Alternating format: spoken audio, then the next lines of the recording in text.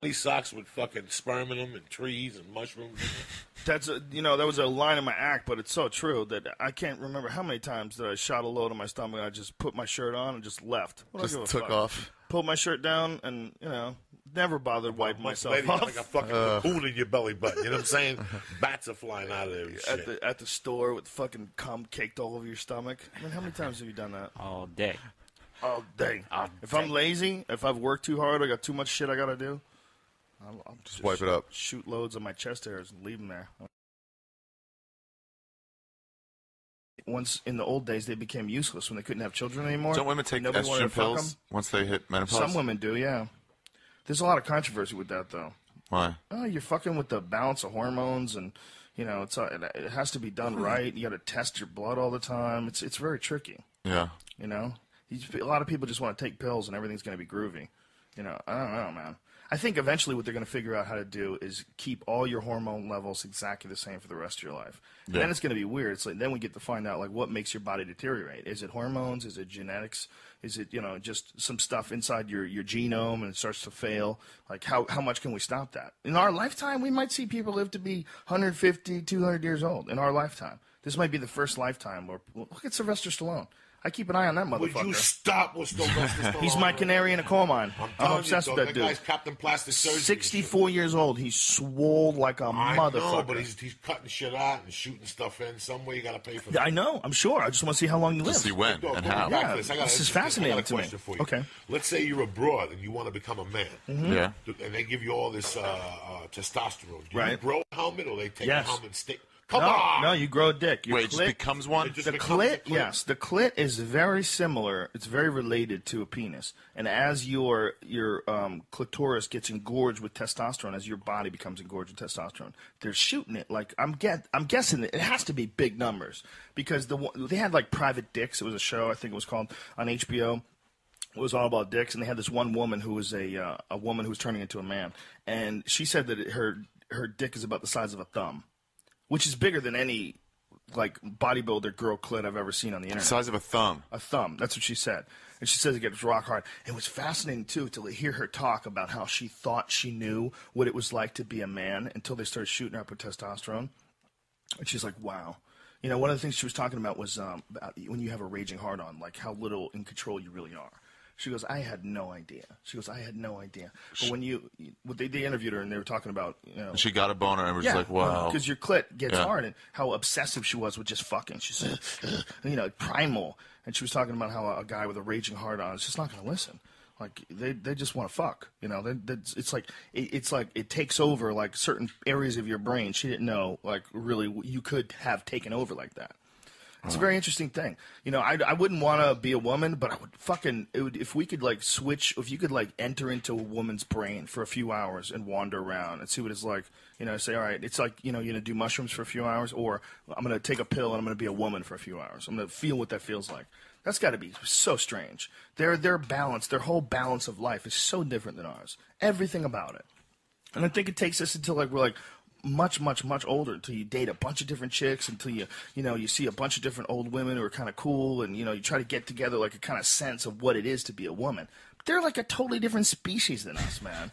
They're a totally different species that we live side to side with. We don't have a fucking clue as to how they feel. And they don't have a fucking clue as to how we feel. But we want to fuck them. And because of that, they want us to be a certain way. And that's one of the problems in this country. One of the problems in this country is it's difficult to get laid. And a lot of guys decide to change who they are because they want a woman to like them. That's the pussification of America. A big part of it is doing what the chick wants to do because you want to fuck. Yeah. And they don't know what you're like. They don't really understand what it is to be you. They have no idea. Like sometimes I'll get upset at something where my wife just doesn't understand. I'm like, you don't understand because you're not a dude. Okay? If you were a dude, you would understand. And I don't understand shoes, and I don't understand bags. The best is at like an alternative comedy party when you're talking to a girl and you're like arguing or something. Yeah. Just in a normal way, and one of the little nerds comes up like, hey man, you shouldn't talk to girls that way. And it's like, oh, you don't realize I'm going to have sex with her later. Yeah. And you're like posturing, you cocksucker. You're trying to be the good take guy. Their side based on nothing. You don't even know what we're talking about. That is the weakest shit ever. I almost got in a fist fight with a guy in Manhattan who was a bartender around the OJ trial. You know, this guy was the most self-righteous cunt. I think about that guy still to this day. And all he was trying to do was impress the waitress, man. I was talking to the waitress, and something came up about the OJ trial, right? And she said, you know, well, OJ, you know, did that, and he beat the shit out of his wife. And I said, well, not necessarily. I go, I don't know exactly what he did to his wife, but they might have been, like, physical with each other. Like, I've had friends who've had relationships where their wife would hit them, and they would, you know, fight back. Like, he would have to defend her, and then the cops would come, and then he would get arrested with assault and battery. Right. I've known people where that's happened. Well, I said that, and all I said was, well, all we know is that there was some sort of restraining order. And so the fucking bartender goes, that's exactly right. That's what you heard, and that's what it is. And the only way you get that one is if you abuse women. And I was like, oh, God, are you fucking kidding me? I go, dude, well, all I'm saying is you weren't there, and there could I'm pretty sure he probably killed his wife, but I don't know. You don't know either, man. You weren't there. Like, do you really know all the... This is like while the case was going on, while the trial was going on.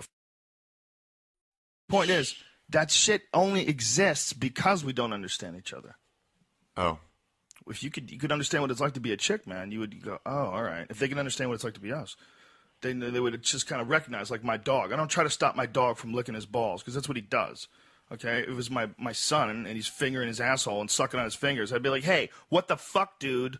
Like, this is crazy. You got to go to a doctor, you know? But it's a dog. I don't understand dogs, man. I just let it go. And when girls get super dramatic over nothing, you're like, yeah, that's who you are. I just go, whatever. I just tell you I love you. Give me a hug. Yeah. Okay, I'm going to go watch TV. Let's not get crazy. I'm always going to be me. You're always going to be you. All right? Let's just figure this shit out. You can't try to change me, though. You know, how many dudes have you ever talked to where they say, oh, I like to do that, but my wife doesn't let me anymore? What? Your wife wants you to be a bitch. Your wife wants you to be something that's not even you. Yeah. I can't go to jiu-jitsu anymore. My wife doesn't let me. Like, what are you talking about? You can't go to jiu-jitsu because your wife doesn't let you. What kind of a relationship do you have with your keeper?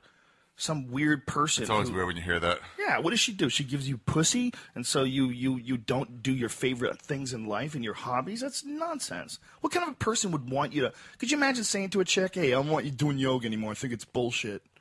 I think yoga's for fucking idiots. Why? What was the reasoning for not letting the guy do jiu-jitsu? She didn't like him getting involved in, like, fighting and being around all those guys. And, That's you know, you can't say that. Yeah, she just thought that they had, like, bad attitudes and they were, you know, rough men. Yeah. She didn't want him being around rough men. If she was like, you hurt yourself, you're going to hurt yourself again. You can't do this. I don't know what it was, man, but she put the kibosh on else. it. And, you know, you meet the guy and he's just like this shell of a man, you know, hanging around with this woman who he probably doesn't even like to fuck anymore, you know, and she won't let him go to jiu-jitsu. I got to run it past my wife. Ooh. Ooh. Let me get back to you because I got to run it past my wife. I had a guy in Dallas. He was one of these guys who would say something to you and, like, do like that. He goes, well, I'd like to do some weed, but my wife won't let me. I'd like to do some weed. And he was a pointer. One of those dudes? You met one of those guys. Well, hey, man, I'm with you. Yeah. I'm with you, buddy. He would always point and say shit, but I'll never forget that dude. My wife won't let me. That's how I got my vaporizer. Don Carlos and owns a taco shop down there. He goes, I'm getting married. She doesn't want me to. Whoa. She said only edibles. And I was like, that's weird. Hilarious. It's just so weird. That's hilarious. My wife gets weird. She hasn't been able to smoke weed in a long time because of the babies. Because she basically went from one baby to the next, you know, and the one's 2.5 years old, and she was breastfeeding for a year, and then right after that she was pregnant again with another one. So she hasn't had any weed in any of that time. Yeah. So like, you know, like there's like little things that she'll say. Like she'll come home. Does it smell like weed? Is that what I smell? I'm like, yeah. You know I was doing a podcast. I smoke constantly. The fuck question is that? Don't you try to pretend I'm somebody I'm not? Yeah. Because they want you to be, you know, hi, honey, I'm home. I've got my briefcase, and let me take off my loafers. And it's also, where are the children? Bring them around. And she can't smoke, so she feels bad. Yeah, well, no, it's not that she feels bad. No. It's this nesting, baby protection. She just doesn't want me to go crazy. She doesn't want me to be a crazy person and wind up doing drugs. I'm going to the Amazon. I'll be back in 3 months. You know, if you have some person like me, think about how irresponsible I am, how fucking crazy I am, and I am the father of your children. Okay, I'm your you know, I'm their daddy. So I'm the one who has to be around and provide and keep a stable life and raise them correctly. And they're already swearing. Really? Swearing. The little one, 2.5. What'd she say? She says shit all the time. Wow. Like the other day, I got a balloon for her, man. I was so pissed. And I got it at the supermarket. She was so excited. It was a princess balloon. There were all these princesses on it. And it was attached to a string. And I pulled it out of the trunk. and the string unraveled, and it flew away. You know, it was a helium balloon. And I go, damn it. And she goes, damn it. Damn it. Like, she immediately does what I do. She's 2.5.